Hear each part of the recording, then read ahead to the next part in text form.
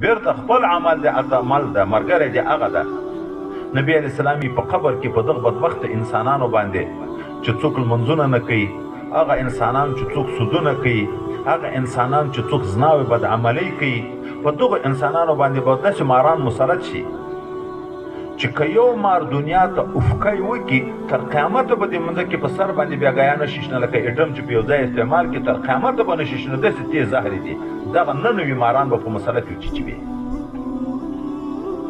او ملایکې به یې د اوسپنې ګرزان او پلکان به ورسره وي، په هغه باندې به یې ویي تر قیامته پورې به د عذابونه چې دا زرګونو کلو زندګي ده ولې د خدای د رحمت یې بېقدري کړې وه.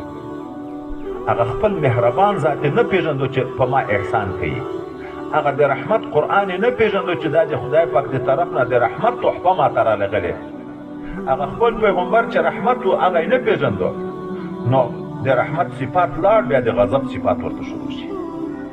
الله ورته په غضب شي، رسول ورته په غضب شي، قرآن ورته شکایت باندې شي، دغه انسان الله ته قرآن شکایت شروع کړي. بیا چې د قبر زندگی خلاصه شي د قیامت زندگی راشي چې 50,000 کاله زندگی ده. نن د موږ او تاسې په اصطلاح باندې منی شروع ده، دوبی ختم شو، منی شروع ده، افغانستان کې واورې شروع شوې، خو د هغه باوجود د مازدیګر وخت ته د دغه لمر چې په 4م اسمان کې د ګورې اوس هم موږ ته فاضابېږو، څو زره میله لرې ده، د مني موسم ده، خو موږ د دغه لمر نه فاضابېږو. دغه لمر به 1 میل انداز وي، 1800 ګزه انداز. بیا به هلته سیوری، خیمه نشته، کوټه نشته، ونه نشته، دیوال نشته، سیوری به دې چې شي وي چې دا 50,000 کاله ته د دغه لمر نه ځان په بچ کړي.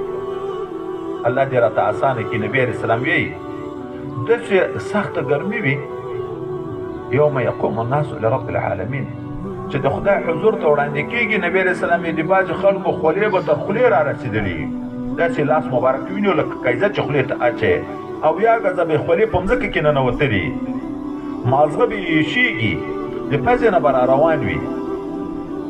دا 50,000 کاله به په دغه عذاب او په دغه تکلیف کې په دغه انسان تېرېږي. هلته د انسان دپاره سوری بیا د څه شي پیدا کېږي؟ د دغه رحمت د خدای پاک چې دین ده. نبی علیه الصلاة والسلام کل امرئ تحت ظل صدقته، هر انسان به د خپلې صدقې تر سوري لاندې ولاړ وي، صدقه به ځان ته سیوان وي، په ده باندې لکه خیمه وي، دی به یې تر سوري لاندې ولاړ وي.